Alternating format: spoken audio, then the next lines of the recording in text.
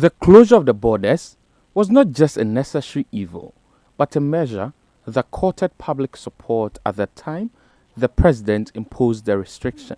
The president was even faulted at the point for not taking the decision prior to Ghana recording its first case.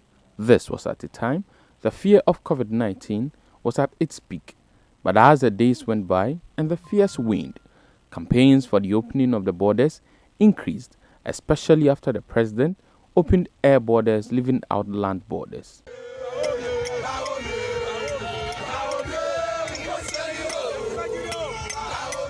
These concerns have heightened recently following separate planned protests by residents living close to the Aplao border and the Elubo border. We have collected loans from banks and we can't pay. Our husbands have run away. They have left us with everything. We don't have anything to do. Our children are in the house. They are not going to school. We are suffering because of the border. We people are not get job to do. I'm a messin. I have job in Togo. When I'm going to crossing, and then people are telling me to give money before crossing. Though the presidency has expressed willingness to reopen land borders, communication from its assigns suggests the decision may take a while. Apart from the protocols, it's also making sure that a lot of people in the country are immunized. Once you have get a lot of people vaccinated, then it means the vulnerable people in the country becomes less, and no amount of importation will then cause a devastating effect. That's why some countries are now opening up, because they vaccinated a lot of people. And you realize that there are some countries who have even removed a lot of restrictions on their protocols to make sure that normal life goes on. This has not augured well for the protesters, who maintain the continuous closure of the border is an exercise in futility. During the protest in Elubo, some of the protesters revealed how they are able to cross the borders at higher costs. People cross every day and night. People cross. The immigration are collecting money. Throw me. Anytime they are, right now, if even the interior minister, you should discuss his step and come to Elubo. I'll cross him. The immigration officer will collect money and I'll cross him. But if you don't pay, they will just say, the border have closed, but you have not closed. That's the definition of the border closure.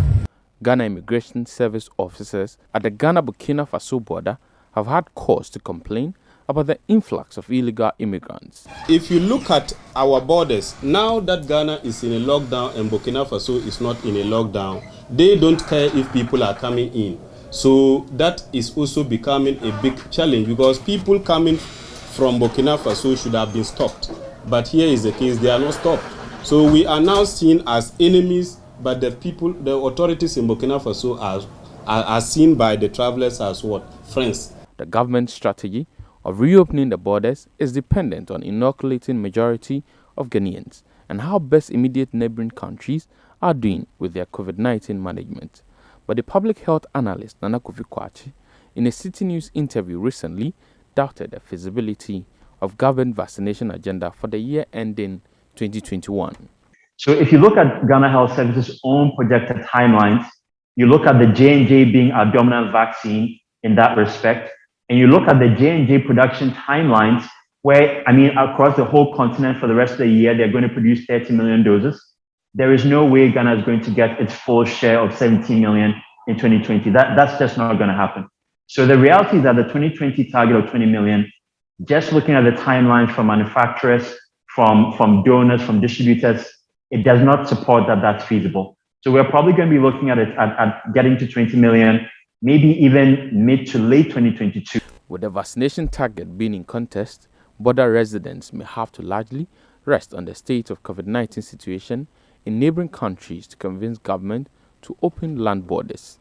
But these residents of border towns insist the continuous delay in the reopening of the borders is a threat to their livelihood. This morning we are the Boshe Assassins.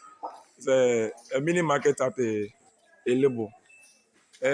Looking at the scene, all the stores has been closed due to the closure of the border.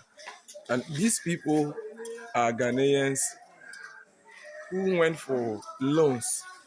And now, because of the closure of the border, they can't pay the loans. So a lot of them have left the town. You also bear in mind that Ghanaians, when they do their business, they also get money to pay taxes, and you can get revenues to do effective development for the country. Your Excellency, what we are telling you is that your people love doing business, and the business that they do, it's not a matter of people coming from Takoradi, Accra, Kumasi to come and what buy from them, but rather the good people of Cote d'Ivoire, they come here and what buy these commodities, and now the border has been closed. How can they come and buy these commodities for them to get the money and pay the banks? These are the situation facing your people. For many of them, the Elubo township may turn into a ghost town if the border is not opened immediately. Most of us over here, look at the stores over here, they are closed down. Look at over here, most of us have gone out of Elubo. When the border is not open, from now to next year, Elubo will now become a ghost town. Elubo will become a ghost town. And it will be very bad. Economically, we are down. Nothing is ongoing. We can't pay our land bills. We can't pay our water bills. We can't pay our school fees. And again, some of us have gotten stroke. Some of us died out of loan. And most of us have sold property. And most of us die. Why? Because of economical hardship.